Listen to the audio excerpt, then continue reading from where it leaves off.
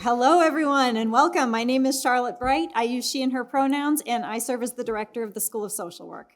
Thank you all for joining us today for the third annual Leadership in Social Work Speaker Series.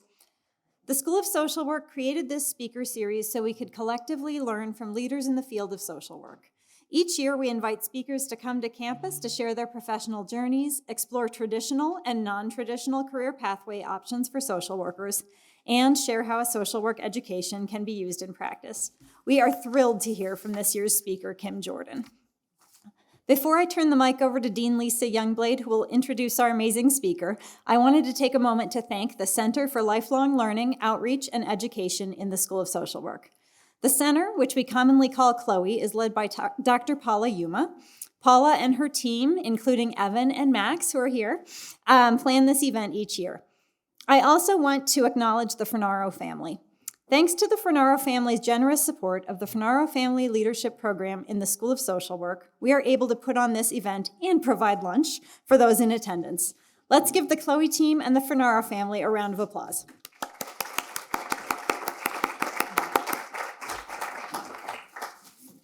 Now on to the main event. Dean Youngblade, will you please come up to the stage and share more about our guest speaker? Hello all, and thanks again for joining us today.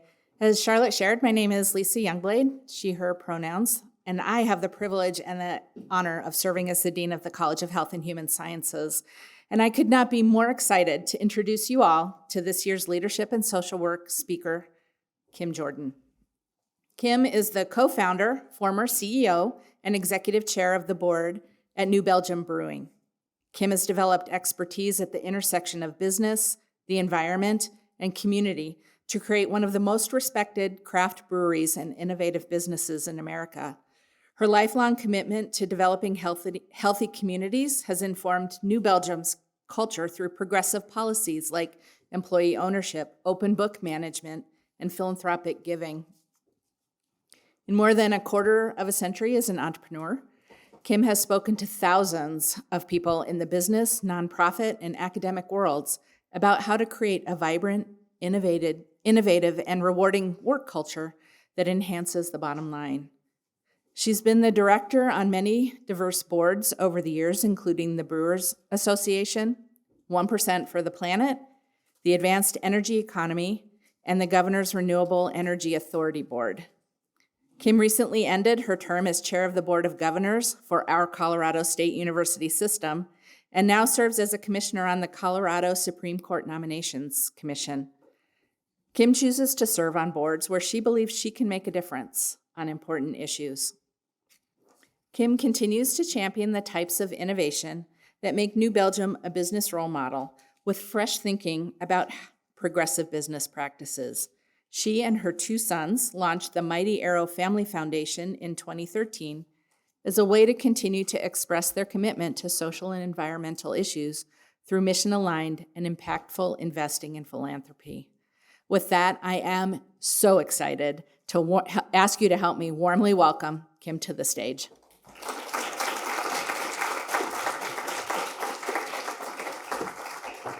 Thank you so much. Appreciate it. Okay. Hi. I'm excited to be here to talk about one of my favorite topics, which is business as a force for good. And in this case, I'm going to speak more specifically about how social work is terrific training to be a progressive business leader. I want to start with a disclaimer to keep all things in their right place. I'm here today as the co-founder and former CEO of New Belgium Brewing Company, not in my role as governor on the CSU Board of Governors. I've been given about 25 minutes to talk, and then we'll have time for Q&A at the end, which is always the most fun. So, okay, that's it for logistics. Thanks to Dean Lise Youngblade, Director Charlotte Bright, and to Kelsey Burkett for thinking of me for this speech, and also for all of your accommodations as I've sort of been a little crazy in getting this together. I noticed that Jeff is here, and really, Jeff and I have worked together for so long that a lot of what I'll talk about in terms of New Belgium today, he had a serious hand in influencing. Before I jump into my thinking about business as a force to good, I want to talk for a minute about the influence of social work on my life, especially on my business life. As you well know, social work is a generalist perspective here at CSU at its core. I would also offer that it has a systems theory bent. I really benefited from that combination as I learned to be a leader. There's a lot to appreciate in that foundation of generalist practice. The construct is perfect for a CEO, which demands a wide set of capabilities more than a specific skill set. Jack of all trades, master of none comes to mind. As CEO, really, I was a fledgling entrepreneur at the time. I thought a lot about how to build a community of extraordinary, skillful, and loving people. We had everything from PhD microbiologists and chemists to entry-level back bar workers.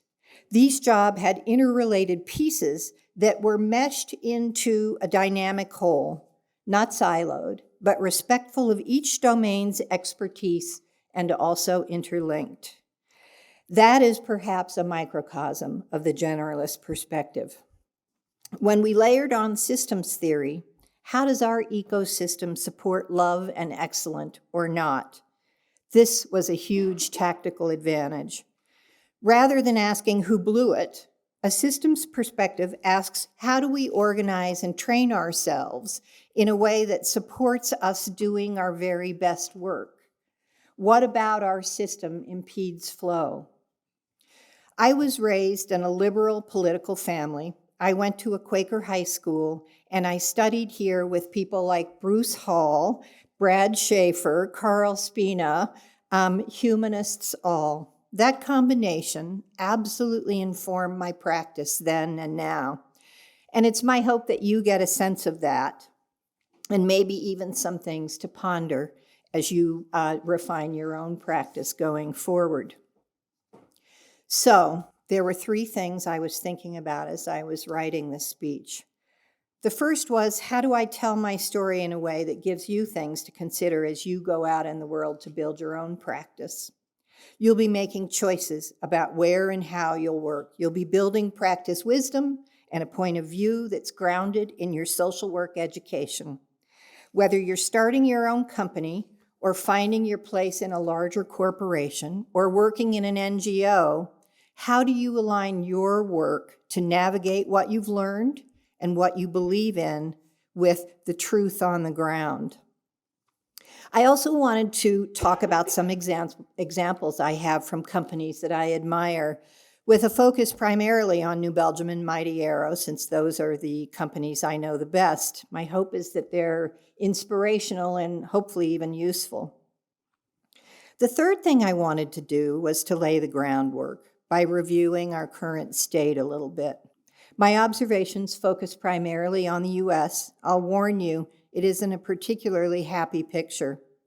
And given that, I've decided to weave my hopefully inspiring examples in with my concerns, a little bit of lightness in the heavy, if you will. This is a glorious miracle, being alive on planet Earth. We have always been on a journey. Jeff knows I cry sometimes, with twists and turns and choices we've made along the way. And we've made huge strides in human health and mostly strides in our overall well-being. And we're currently living in a period where one species, us, has made such an impact on our planet that weather has changed. Geological forces like earthquakes have changed. The existence of large swaths of animal and plant species have changed, as have migration patterns of human beings, all of them in fundamentally existential ways. We're truly having to rethink how we live, not as adversaries, but as allies. Who do we want to be, and who do we need to be, if you will? If I have a superpower, it's that I'm very literal or perhaps congruent. I know, right? That's the most boring superpower ever. But I've had enough people over the years, including your university president, Amy Parsons, tell me that they rarely run into people whose behavior and expressed beliefs are so similar. Let me tell you, I have lots of work to do on this front, but it makes me happy to hear that others see that in me. I want to have what's important to me and what I do be in alignment. Holding tight to my vision has been key in that regard, and dare I say, any success I've achieved along the way.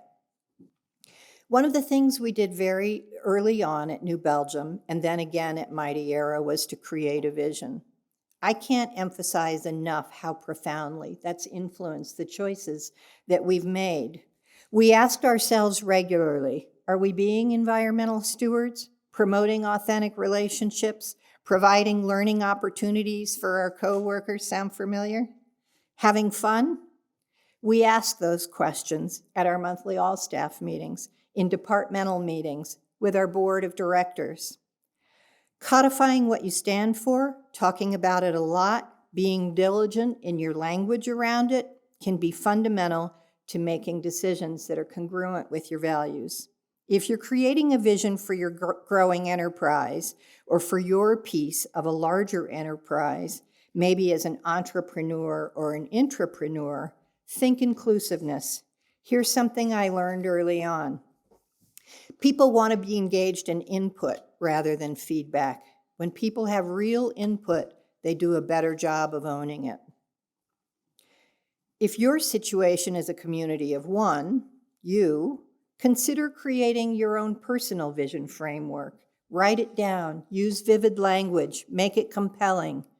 For me, a vision is a framework, and it has 3 parts: the purpose, why we exist at all, what we are here on the planet to do, a guiding star, the mission, the time-bound, measurable, big stretch that's a core part of our work, and the core values and beliefs, how we're going to behave as we do that work, the values that will guide the choices that we make. All 3 of these things are held in the bucket that I call the vision. What we used at New Belgium and later at Mighty Arrow is a version of a model developed by Jim Collins and Jerry Porras, published in Collins's book, Beyond Entrepreneurship. Some of you may know, and it was mentioned earlier, that my sons and I sold the balance of our ownership to New Belgium through an employee ownership plan, or ESOP, in 2013. In 1996, my co-founder and then husband, Jeff Liebisch, and I started with giving 10% of the equity of New Belgium to all of our coworkers through a phantom stock plan. We did that because we believed that if New Belgium was successful, that would be because all of us worked toward that success and all of us had earned the equity benefit that comes with that. We talked with the expert consultants who said that companies give equity to key management. I wanted not to forklift drivers. I wanted to be sure that everyone was recognized and rewarded. Another lesson. Sometimes you have to ignore the experts. Along with ownership, we practiced what we called high involvement culture. We reviewed the financials every month. At our annual all-staff retreat, we developed our strategy for the year with all of our coworkers. We had monthly meetings where we had unusually open conversations about what we were doing and where we were going as a company. In 2000, we added to that phantom 10% with 22% that we essentially sold to the ESOP through New Belgium. The company used profits to pay for a note on those shares. So at this point, 32% of New Belgium was owned by my coworkers. And then in 2009, the company bought back some company shares and retired them, which changed the denominator, which left our coworkers owning 42% of New Belgium. In 2012, with 42% ownership for my coworkers in the ESOP, I felt like we had one last move to make. We could either stay 42-58, or we could sell the rest of the company to our coworkers. As our last move at the very end of that year, Zach, Nick, and I sold the balance of the company to the ESOP, reaching 100% employee ownership. Here was my CEO thinking then. There was value in New Belgium. I wanted my coworkers and management to feel the pressure that I had felt for many years as an entrepreneur. That may sound weird or callous, but starting and growing a company is hard work, and people need to have relentless commitment with an eye on financial well-being. If you're a social work student and you haven't taken an accounting class, I recommend it. That was a little aside, that's not in my notes. So we took a note for an agreed upon sales price, essentially with New Belgium. It had a low interest rate, about what a mortgage on a home would have been at that time, but far below what a private equity deal would have required. Why? Because it allowed us to grow the company without too much cash tied up in our note, and it allowed me to have a path to my founder's exit, which is an inevitability, by the way. And for me, it gave me some reassurance that my coworkers had skin in the game, that taking care of their business was an important outcome to be successful. In early 2019, New Belgium was at a crossroads. Competition in craft brewing was fierce. We'd built a lovely big brewery in Asheville, North Carolina. We had a lot of long-tenured coworkers who were wondering about the value of their company and their ability to cash out. And we had a note to my sons and me. That's a lot of mouths to feed, and we decided we would see if we could find a partner with a commitment to being a business role model.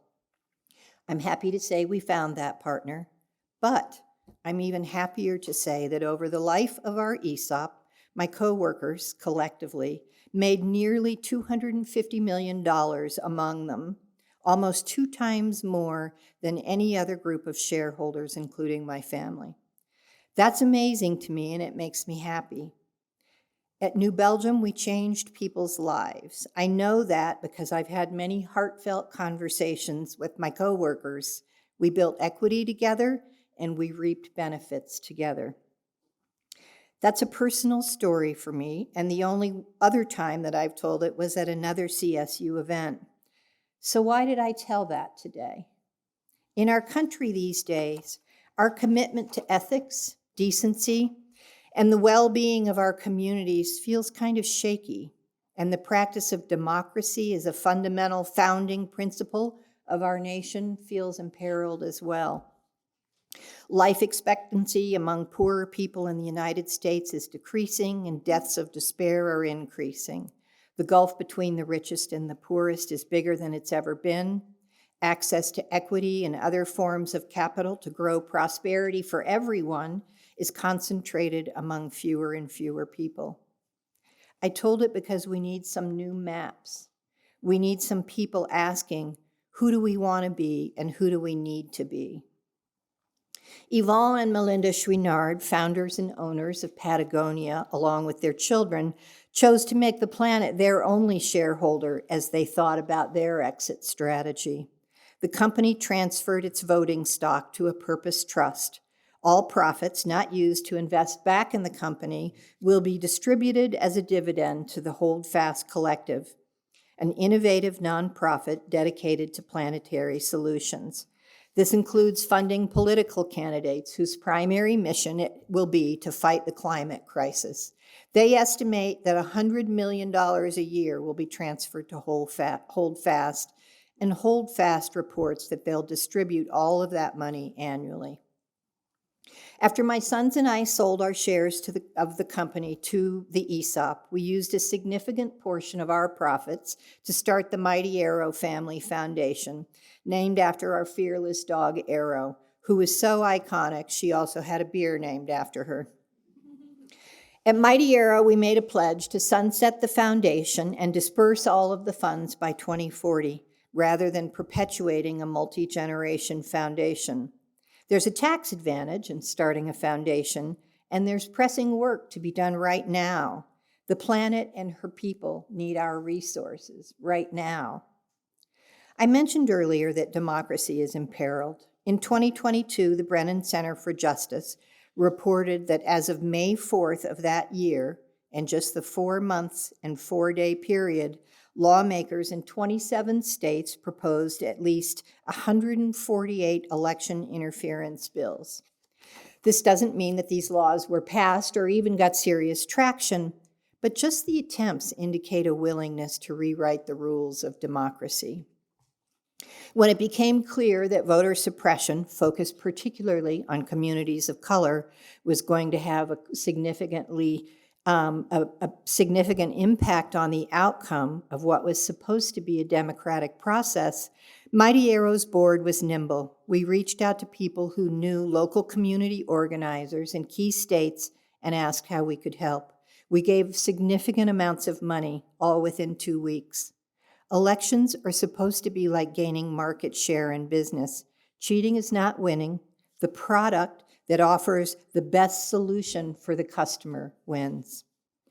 I want to be clear, our ability to improve the state of our world writ large doesn't solely rest at the feet of business. There are lots of subject matter experts and contributors who are doing and will continue to do incredible work. And it's not the job of enterprise to solve all the world's problems. These problems are big, multifactored, and complicated. But unless and until business gets involved in a big way to work at stewarding our planet and its people, there is no way that improvement in global metrics for planetary health will proceed at the pace that we'll need over the next, what might we have, 40, 50 years? Here's the report that was released in March from IPCC, or the Intergovernmental Panel on Climate Change. Climate change is a threat to human well-being and planetary health. Very high confidence. There's a rapidly closing window of opportunity to secure a livable and sustainable future for all. Very high confidence.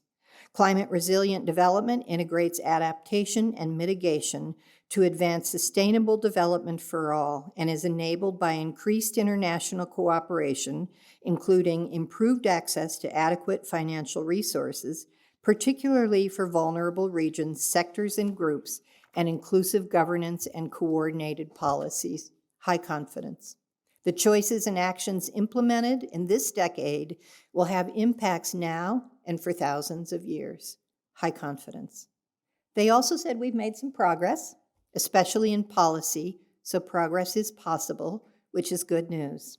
They cite citizen engagement as one major factor among many in success or failure.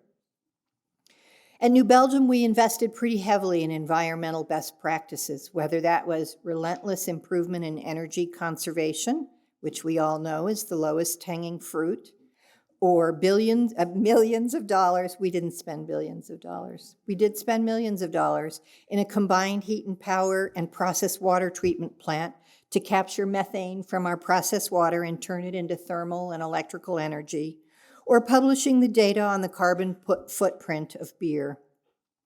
Investing in environmental stewardship was always a part of our capital planning. Not all of our coworkers or our customers cared about this or even liked it. So why did we do it? Because it was the right thing to do, and it was consistent with our stated values and included being a business role model. We will be hard-pressed to get enterprise to invest in solutions to climate change because it's the right thing to do. But how do we wait for an existential crisis to move the needle in a way that's necessary and meaningful? Will we demand it as workers, as customers and citizens? Perhaps enlightened business peers will set examples that pressures others to do the same. And maybe the faith community will get behind it. Will the government set mandates? Will we wait until we have such a crisis that there is no other choice? And will that be too late? The track record of business writ large doesn't bode well for its willingness to be accountable and engaged in this work. We'll need leaders from all sectors to apply their very best committed hearts and minds.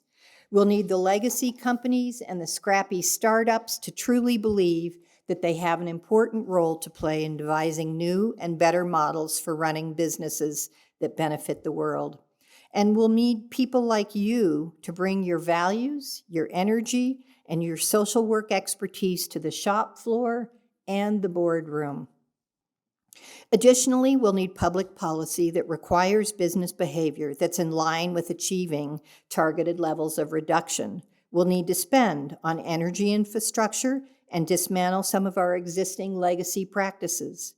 While we significantly ramp up renewable production, we'll need the electrification of the transportation sector and solid planning for the limited use of bridge fuels for a time-bound period.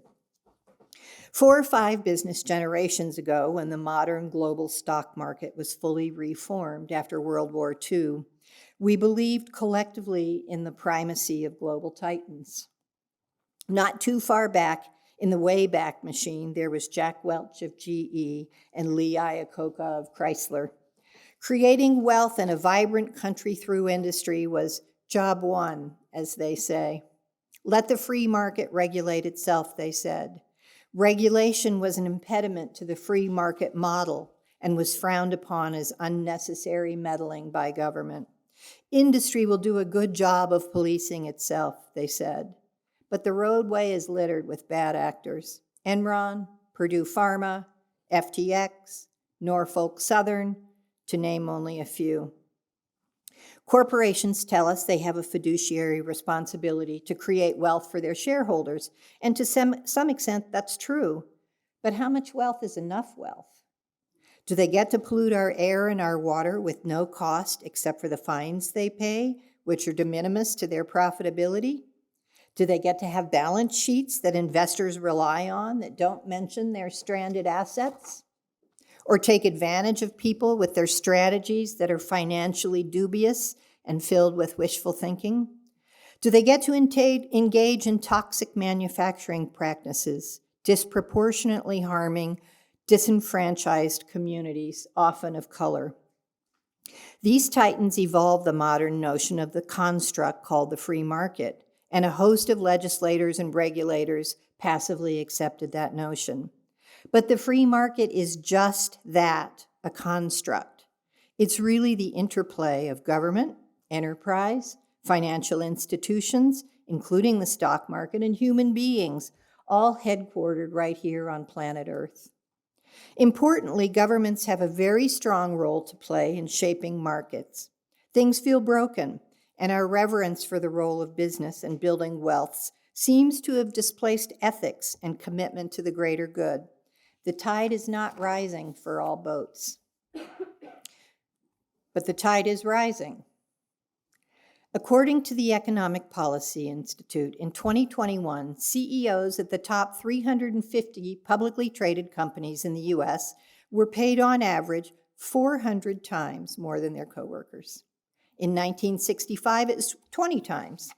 CEO pay has risen by 1,460% since 1978, while workers realized an average of 18% in that time frame. Currently, the federal minimum wage is $7.50 an hour, where it's been since 2009, which is 14 years. At full time, that's about $15,000 a year. CEO compensation in 2021 averaged $27.8 million. And by the way, Elon Musk was removed from that data set because the options he exercised were so big, it would have blown the data out of the water. As an editorial aside, I think it's interesting that CEOs and shareholders are concerned about capital being used to pay workers fairly or to invest in reducing the impact of their externalities, but they don't seem to have as much trouble being concerned about stratospheric CEO pay. This is such a squandering of the potential that's embedded in enterprise. One of the ways that businesses can choose new ways of operating is through the adoption of a B Corp status. Some of you may be familiar with this organization. Their concept is really quite elegant, although it's not been well or fully tested in public markets. A B Corp allows a bolt-on to another corporate designation. It has 2 fixes in it. One is a triannual audit where corporations are required against a host of measures to measure themselves against their peers in their industries and also against industry at large. Those metrics are things like the ratio of CEO wage to the lowest paid worker, progress toward carbon neutrality, worker voice, and strong governance as measures. The audit every 3 years is scored and compared and also published. The B Corp lever also adds language to a company's bylaws that states that a company shall, not may, take into account a variety of stakeholders.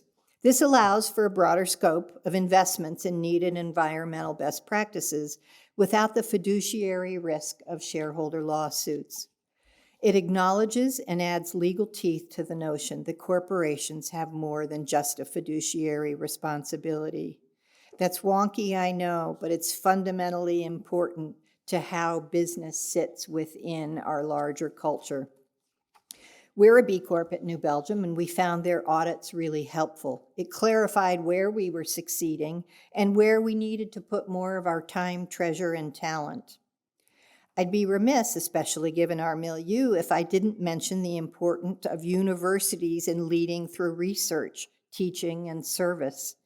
At CSU, there's our very own Bill Ritter in the Center for the New Energy Economy, who certainly has a perspective that's deeply informed on innovative policy around carbon markets and solutions, and Brian Wilson at the Energy Institute. They're both great examples. There's Dr. Diana Wall, the founder of the School of Global and Environmental Sustainability, and right here in the School of Social Work, your professors are highly regarded for their work in being identified as experts for testimony at the state level and in the national conversation around influencing policy on equity, equality, and inclusion.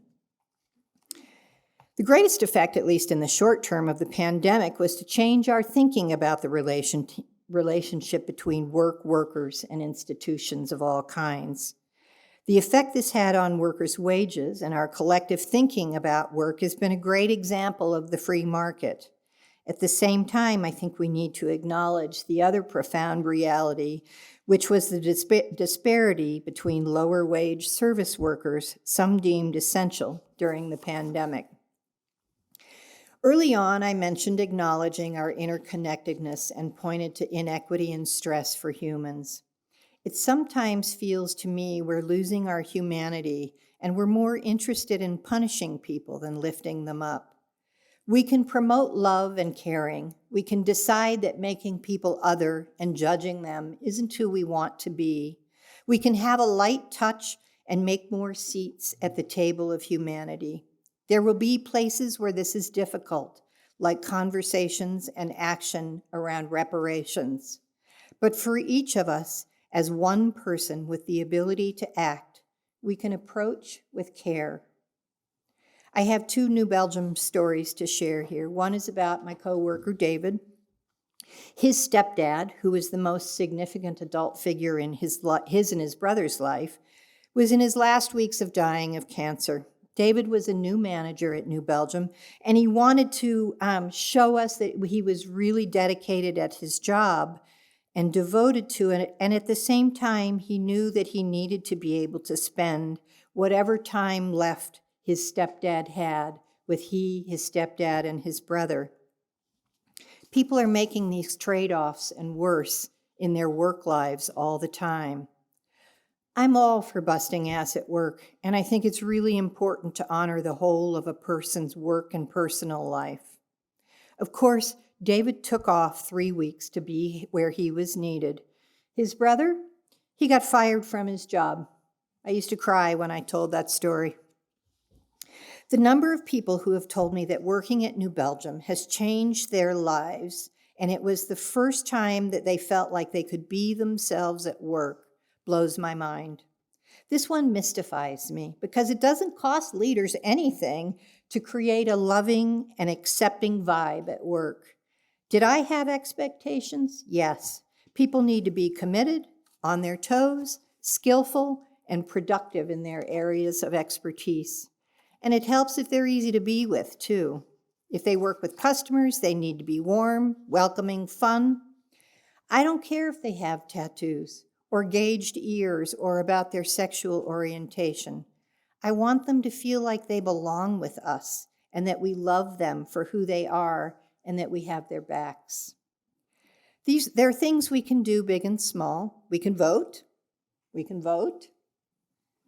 We can advocate for the role of government in legislation and policy making, and we can pay our fair share of taxes if we're lucky enough to owe them.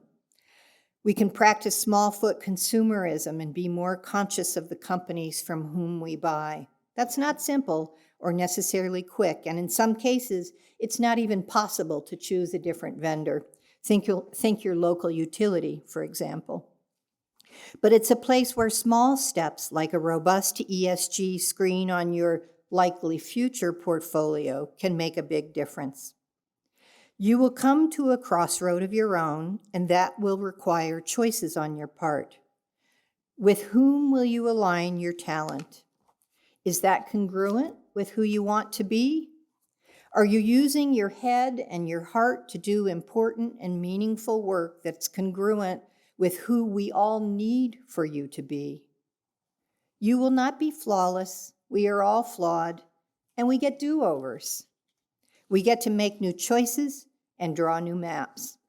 I'll end by saying that I'm excited and anxious for our collective future. I have a lot of faith in you. I know the strength of your education as social workers, or food and fermentation science workers, or business workers will make a difference in this world. And I thank you for your time today.